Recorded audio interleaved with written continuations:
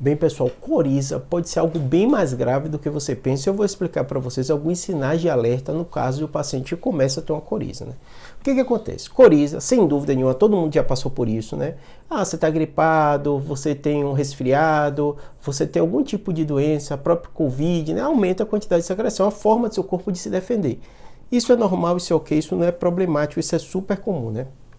Qual o grande fator confundidor? E doenças graves, que eu pego muito paciente com essas doenças que às vezes não sabem que aquilo poderia ser grave e ficam meses ou até anos atrasando o tratamento, né? Uma delas é a fístula. Eu vou explicar para vocês porque a gente tem aqui o nosso cérebro, aqui a gente tem a parte do nariz, como vocês conseguem ver, e na maioria das vezes quando você fala de coriza é porque teve inflamação nessa região aqui, nessa mucosa, e começa a sair pelo nariz. Então todo mundo entende isso muito bem, né? Tá vendo? Aqui tá a parte do nariz, você vê, aqui tá a mucosa, você tem um vírus, tem alguma coisa que inflamou aqui, ou a própria alergia, né? Uma rinite, sai a secreção por aqui. Só que se você tem uma fratura aqui, o líquido que está aqui no cérebro escorre e sai também.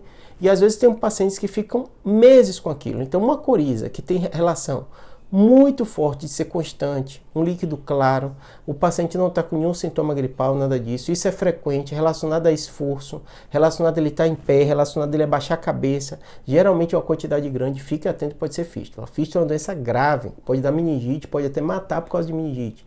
Então começou a estar secreção líquida, clarinha, que não melhora, fique atento. Outro caso também que é muito relevante, às vezes o paciente confunde com coriza, é pacientes que têm infecções. Normalmente, no caso da infecção, a coloração da secreção é diferente. Então tem pacientes que têm sinusites e ficam enrolando de procurar médico, não fazem tratamento, meningite bacteriana ou sinusite bacteriana, e pode ter até um abscesso, pode ter meningite.